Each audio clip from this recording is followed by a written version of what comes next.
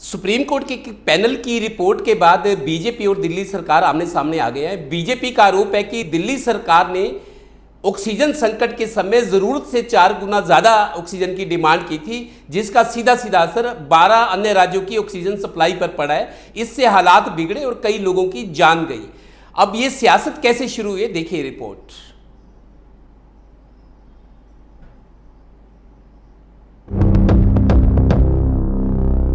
BJP के आरोपों का जवाब देने दिल्ली के डिप्टी सीएम मनीष सिसोदिया आ गया है। मनीष सिसोदिया ने दावा किया कि सुप्रीम कोर्ट के द्वारा गठित ऑडिट कमेटी ने भी अभी तक कोई रिपोर्ट फाइनल ही नहीं की है।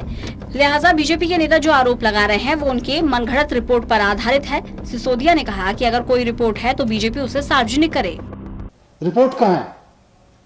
क्या कोई ऐसी रिपोर्ट है ऑक्सीजन ऑडिट कमेटी की जिसको उसके सदस्यों ने अप्रूव किया है, जिसको उसके सदस्यों ने साइन करके दिया है?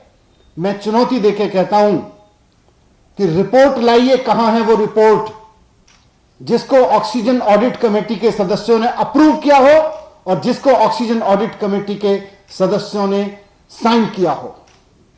लाइए वो रिपोर्ट कहां है? मनीष सिसोदिया ने कहा कि दिल्ली में ऑक्सीजन की सप्लाई बुरी तरह से प्रभावित थी। इसके गवाह सिर्फ मरीजों के परिजन ही नहीं बल्कि कई अस्पताल भी हैं जो उस वक्त ऑक्सीजन की डिमांड कर रहे थे। मनीष सिसोदिया ने कहा कि मामला सुप्रीम कोर्ट में विचाराधीन है, लिहाजा बीजेपी को इस पर राजनीति नहीं करनी चाहिए। ये मामला सुप्रीम कोर्ट में चल रहा है सब जुडिशियस से, और मैं कहना चाहता हूं कि सब जुडिशियस मामलों में इस तरह के षड्यंत्र ठीक नहीं है।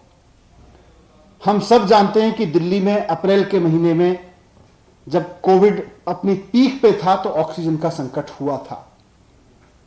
दिल्ली के वो लोग जिनके कोई अपने हॉस्पिटल में भर्ती थे वो इस बात को जानते हैं कि दिल्ली में ऑक्सीजन की किस तरह से कमी हुई थी, और इस मैनेजमेंट की पूरी तरह से जिम्मेदारी केंद्र सरकार की है, क्योंकि उसने पूरे देश में ऑक्सीजन मैनेजमेंट का बंटाधार कर दिया था, पूरे देश में ऑक्सीजन का मैसअप कर दिया था।